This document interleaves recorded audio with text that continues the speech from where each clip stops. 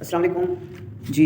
Topic है हमारा lesson plan. Lesson plan तो पहले ये होता है कि हम लेसन प्लान बनाते क्यों हैं। एज अ टीचर आप लोगों ने लेसन प्लान क्यों बनाने होते हैं, तो वो इस वजह से होते हैं कि आपने अपना टाइम बचाना होता है, आपने अपने स्टूडेंट्स का टाइम बचाना होता है, आपने एक प्लान्ड होकर मतलब कि प्लान होकर आपने क्लासरूम में एंटर होना होता है, या अगर आउट ऑफ क्लास भी आप कोई एक्टिविटी करवा रहे हैं तो प्लान्ड एक्टिविटी होती है। सो इसमें टाइम मतलब दोनों जो हमारे हैं लर्नर्स और जो टीचर्स उनके टाइम बचते हैं, बच जाता है इसमें से।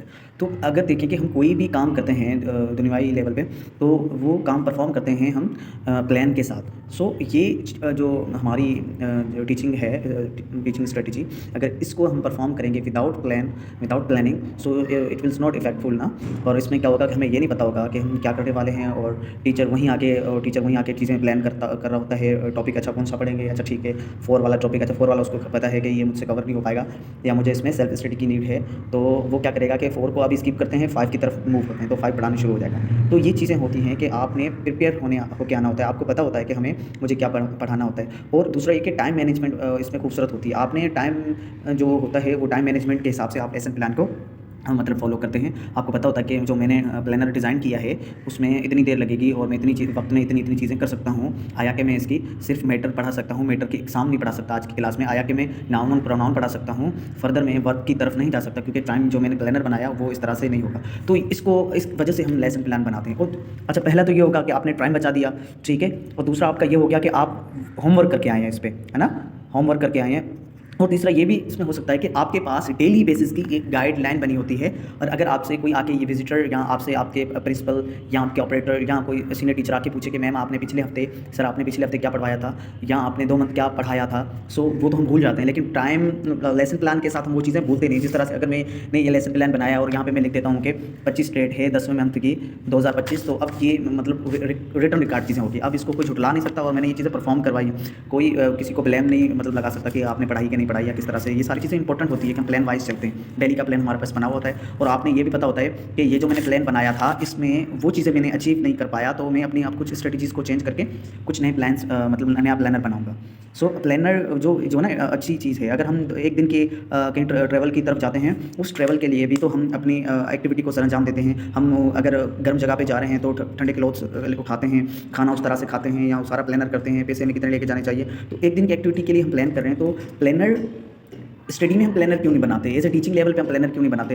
तो ये इंपॉर्टेंट है, क्योंकि आपने चीज़ें जाके परफॉर्म करनी है। एक बच्चे के 1 साल आप उसको दे रहे हैं, मुस्तबिल के नहीं चाहिए कि मैं टाइम ज़ाया तो नहीं कर रहा, मैं कोई ऐसी चीज़ छोड़ तो नहीं रहा, क्या मेरी इसमें गिरी पे जो टॉपिक मैंने लिखे हैं। तो ये सारी चीज़ें आपको टाइम टू टाइम आपको आती हुई जाएंगी, और आपके पास रिटर्न रिकॉर्ड होगा। आप कोई विजिटर आ गया, आपके पास प्लानर बना हुआ होगा, आप प्लानर के थ्रू आपकी क्लासें चल रही होगी, सो कोई भी इंटरप्ट नहीं कर पाएगा।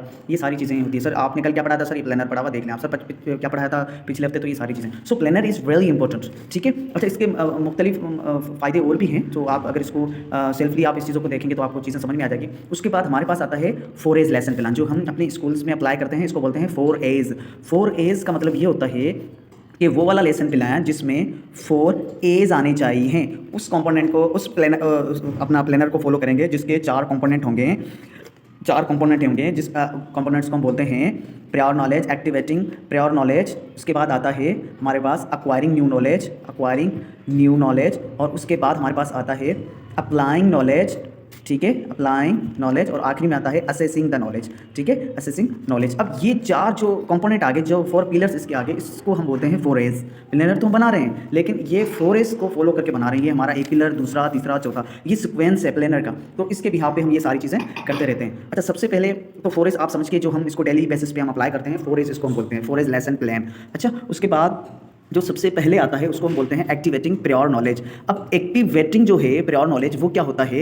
एक्टिवेटिंग प्रायर नॉलेज, प्रायर मतलब पुरानी, एक्टिवेटिंग जगाना। हम पुरानी नॉलेज को जगाते हैं, बच्चों की पुरानी नॉलेज को जगाते हैं कि आया कि उसको उस टॉपिक के मुतालिक कितनी मालूमात है, जो उसके पास कच्ची फिक्की मालूमात है, अनथेंटिक मालूमात है, या उसको जो कम इल्म है, या जो भी उसके पास है। तो क्योंकि आपको पता चल जाएगा कि मेरे जो लर्नर है उसकी लेवल क्या है, और आपने कितनी जो ना स्पीड से आपने उसको खिलाना है। तो ये सारी चीज़ें आपको उस एक्टिविटी के प्रायर एक्टिविटी प्रायर नॉलेज में आपको पता चल जाएगा। मिसाल की बात, अगर मैं पढ़ा रहा हूँ मीटर्स, तो अगर मैं पूछूंगा कि क्या आप लोगों को मीटर्स का पता है, तो जी हाँ, अगर वो बच्चे बता रहे हैं कि सर हाँ, मीटर्स वही चीज़ होती है जो अपनी होने का एहसास दिलाती है, जगह कवर करती है और उसका वेट होता है ना, तो उसको मीटर कहते हैं। तो हमें एज ए टीचर अंदाज़ा हो जाता है कि अब हमें बच्चे की लेवल का पता चल रहा है, कितने % बच्चे जो है ना रिस्पॉन्स कर रहे हैं इस तरह से, और मुझे किस तरह से चलना है। अच्छा, क्या आपको पता है कि इसकी एग्ज़ाम भी हैं? जी हाँ मैम, जी हाँ सर, इसके एग्ज़ाम भी हैं, और मुझे लगता है कि 4 एग्ज़ाम है। मतलब आपको यहाँ तक पता है कि बच्चे को अब कितनी मेहनत की ज़रूरत है। तो इसलिए इस एक्टिविटी को परफॉर्म करना बहुत ज़रूरी होता है। इसका एक ये मतलब भी होता है कि आप लर्नर से कनेक्ट कर पाते हैं, आप लर्नर के साथ अटैच हो पाते हैं। जब अटैचमेंट होगी,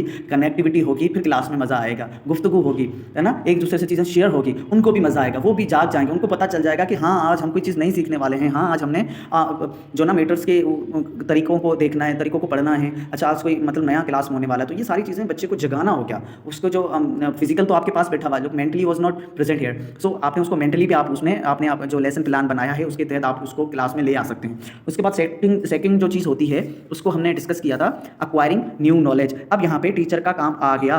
बच्चे के साथ पुरानी नॉलेज हमें मिली, अब हम क्या कर रहे हैं, बच्चे के साथ न्यू नॉलेज हम ले रहे हैं। बच्चे के साथ हम क्या कर रहे हैं, न्यू नॉलेज हम उसको बच्चे को दे रहे हैं। अक्वायरिंग न्यू नॉलेज, अक्वायरिंग का मतलब होता है हासिल करना ना, तो हम अक्वायरिंग न्यू नॉलेज कर रहे हैं। आपने मीटर के भी आपने बताया, अब आप क्या कर रहे हैं, मीटर के भी आप खुद बता रहे हैं, आप बता रहे हैं कि मीटर जो है ना वो क्या होता है। आप बच्चे ने जो कच्ची पिक्की मालूमात दी थी, आप उसको अब साइंटिफिक वे में या एक क्या कहते हैं उसको टेक्निक्स के थ्रू आप उसको नॉलेज दे रहे हैं। या बच्चे ने जो बताई थी उसमें 60% जो राइट था बच्चा, 40% जो उसकी नॉलेज जो ना वो मैच नहीं कर रही थी, तो अब आपने उसको करेक्ट करना है, आपने उसको बताना है, आपने उसको पढ़ाना है। अच्छा, ये चीज़ आपको कहाँ मिलेगी, टेक्स्ट बुक्स में। टेक्स्ट बुक्स बस एक मटीरियल होता है, आपने पकाना खुद होता है कि किस तरह से आपने पढ़ाना है, किस तरह से आपने बच्चे को समझाना है, because these students are your students. तो आपने अब टेक्स्ट बुक्स में जो चीज़ें लिखी हुई होगी वो आपने उस बच्चे को बतानी है थ्रू अक्वायरिंग न्यू नॉलेज, कि आपने बच्चे की लेवल देखनी है और मुझे किस लेवल तक बच्चे को डोज देने हैं।